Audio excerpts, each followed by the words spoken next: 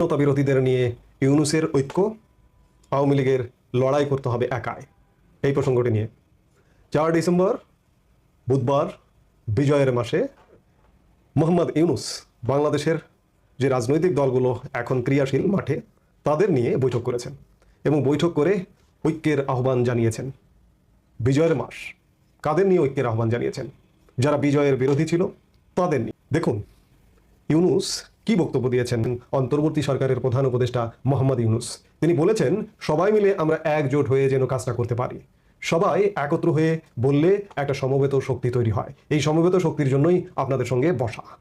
বুধবার রাজধানীর foreign service একাডেমিতে রাজনৈতিক দলের নেতাদের সাথে বৈঠকে একথা বলেন তিনি। বিকেল 4টায় শুরু হওয়া বৈঠকে বিএনপি, জামাত ইসলামী সহ বিভিন্ন রাজনৈতিক দলের প্রতিনিধিরা উপস্থিত ছিলেন। ইউনূস বলেন, আমরা কেন যেন মানুষের ক্রোধ থেকে মুক্ত হতে পারছি না। বিজয়ের মাসে আরও বেশি করে আনন্দ করার কথা আমাদের, কিন্তু আমাদের এই স্বাধীনতা অনেকের কাছে পছন্দ হচ্ছে না।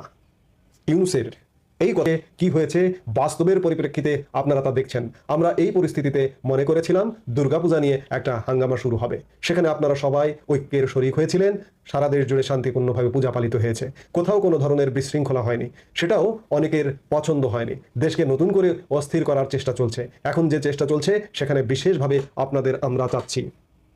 ইউনূস বলেছেন যে এই স্বাধীনতা পছন্দ হতে সময়ের যে কথা যেটি বলা হচ্ছে সেই স্বাধীনতা আজকে বিজয়ের মাসে এসেও এমন উচ্চারিত হচ্ছে ইউনূসের কণ্ঠে। বিজয়ের মাস 16ই ডিসেম্বর বাংলাদেশের বিজয়, বাংলাদেশের স্বাধীনতার কথা এখানে উচ্চারিত হয়নি। আমি শুরুতে শিরোনামে বলেছি যে সব স্বাধীনতা বিরোধীদের সাথে ইউনূসের ঐক্য। কেন বলেছি? এখানে জামাত আছে, জামাত নিশ্চিতভাবে প্রমাণিত স্বাধীনতা বিরোধী শক্তি, কিন্তু বিএনপি তো মুক্তিযুদ্ধের দল, মুক্তিযোদ্ধার দল, মুক্তিযোদ্ধা, একজন বীর মুক্তিযোদ্ধার হাতে প্রতিষ্ঠিত একটি রাজনৈতিক দল। শহীদ প্রেসিডেন্ট জিয়াউর রহমান বাংলাদেশের সেই জায়গায় এটি মুক্তিযোদ্ধার দল, কিন্তু দলটি কেন যেন ধীরে ধীরে মুক্তিযুদ্ধ থেকে দূরে সরে যাচ্ছে।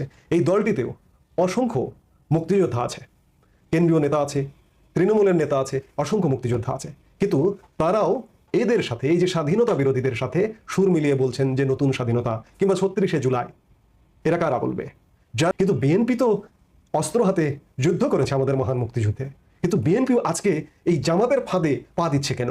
জামাতের কথায় পা দিচ্ছে কেন? বিএনপির কি বোধ বুদ্ধি নেই? যদি থাকতো তাহলে বিএনপি কোনোভাবেই বলতো না যে আজকে নতুন স্বাধীনতা, কিংবা মোহাম্মদ ইউনূস যে যুদ্ধ করেছে কিন্তু আজকে সেই মুক্তিযুদ্ধের জায়গা থেকে মনে হচ্ছে যেন দূরে সরে যাচ্ছে। যারা আজকে 24কে নতুন স্বাধীনতা হিসেবে সামনে আনছে তাদেরকে কি বলবেন আপনি? কি বলা উচিত? তাহলে 1971-এর স্বাধীনতা বিরোধী শক্তি জামাত, সেই জামাতের সুরে সুর মেলাবে যে, জামাতের তালে তাল মেলাবে যে বা যারা, তাদেরকেও তো বলতে বাধ্য হতে হবে যে স্বাধীনতা বিরোধী। আজকে বিএনপির ভূমিকাও প্রশ্নবিদ্ধ। এই যে দেশের ক্রান্তিকালে দেশের একটি প্রধান রাজনৈতিক দল বিএনপি কিন্তু ব্যাপক ভূমিকায় অবতীর্ণ হতে পারত। আমি এটি নিয়ে আলাদা ভিডিও করব, কিন্তু তারপরে বলে রাখি, দেশ আজ ভয়াবহ সংকটের মুখে। এই ভয়াবহ সংকটকে ঢাকবার জন্য ভারত ইস্যুকে সামনে নিয়ে এসেছে বর্তমান সরকার, সাথে জামাত। এই যে ইস্যুটি থেকে সমর্থন দিচ্ছে বিএনপির এই জায়গায় কিন্তু ব্যাপক একটা সুযোগ ছিল রাজনীতি করবার। বিএনপিদের পাশে দাঁড়াতে পারতো, বিএনপি ভারত বিরোধী কথা না বলে একটা সহনশীল, একটা কৌশলী ভূমিকায় অবতীর্ণ হতে পারত। কিন্তু বিএনপি ক্রমেই স্বাধীনতা বিরোধী জামাতের ফাঁদে পা দিয়ে এক প্রকার স্বাধীনতা বিরোধী শক্তির পৃষ্ঠপোষক হয়ে উঠেছে। একটা মুক্তিযোদ্ধা দল, মুক্তিযোদ্ধাদের দল, সেই দলটি আজকে স্বাধীনতার বিপক্ষ শক্তি হয়ে উঠছে। এইগুলিকে একাই যুদ্ধ করতে হবে। মুক্তিযুদ্ধের চেতনা বাস্তবায়ন করতে, মুক্তিযুদ্ধকে বেঁচে রাখতে আওয়ামী লীগকে একাই যুদ্ধ করতে হবে।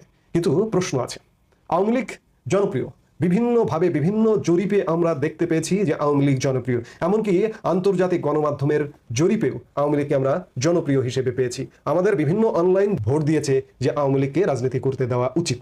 অর্থাৎ আওয়ামী লীগ কিন্তু সব জরিপে এগিয়ে আছে। কিন্তু আওয়ামী লীগ কেন নেই? আওয়ামী লীগের নেতৃত্ব কেন নেই? আওয়ামী লীগের কাউকে কোনো কথা বলতে দেখা যায় না কেন? আওয়ামী লীগের এটাই বিপদ, এটাই আওয়ামী লীগের সংকট।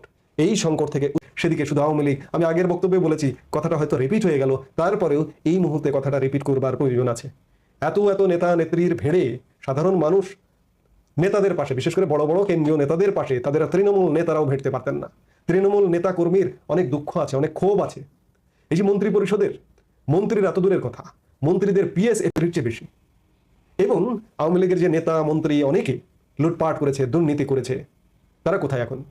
তারা তো আসলে দুধের মাছি, তারা দলের দুঃসময় কখনোই থাকবে না। এই যে অনেকে বিদেশে চলে গেছে, বিদেশে টাকা পাচার করে নিয়ে চলে গেছে, বিদেশে আয়েসে জীবনযাপন করছে।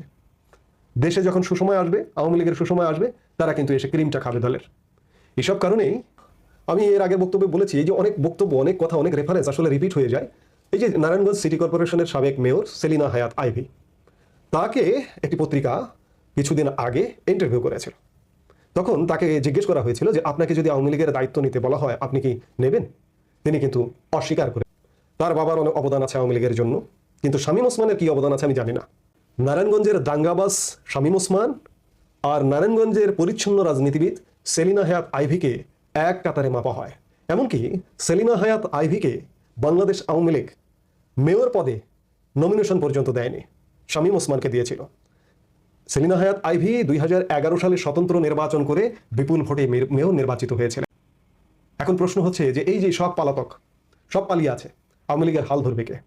আওয়ামী লীগের উচিত হবে যে ভালো রাজনীতিবিদ রাজনীতি করতে চায় না, তবুও ভালোদের পেছনে যে কোনোভাবে যোগাযোগ করে, শুধু কেন্দ্রে না, জেলায় জেলায় উপজেলায় উপজেলায় তৃণমূলে ভালো মানুষ কারা আছে সার্চ করুন, তাদেরকে অফার দিন, অফার দিয়ে তাদেরকে রাজনীতিতে আনুন। বাংলাদেশের রাজনীতি যদি পরিচ্ছন্ন করতে হয়, আর যারা দলে দুষ্টু বদমাইশ দুদকের প্রয়োজন নেই, তাদের ব্যাপারে তদন্ত করুন, তদন্ত করে তাদেরকে শাস্তির আওতায় আনুন, দল থেকে আপাতত নিষ্ক্রিয় করুন, দল থেকে বহিষ্কার করুন। এবং আওয়ামী লীগ যদি কখনো ক্ষমতায় যায়, এই যে তালিকাভুক্ত যে অপরাধী আছে যাদের কারণে আওয়ামী লীগের এই ভয়াবহ পরিণতি, তাদেরকে রাষ্ট্রীয়ভাবে শাস্তির আওতায় আনবার ব্যবস্থা করুন, ঘোষণা দিন। এতে করে আপনাদের জনপ্রিয়তা আরও বাড়বে। আমি যেটি বলছিলাম শুরুতে, সব স্বাধীনতা বিরোধী এক হয়েছে, ইউনূস ঐক্যের ডাক দিয়েছে স্বাধীনতা বিরোধীদের নিয়ে। যুদ্ধটা কিন্তু করতে হবে আওয়ামী লীগ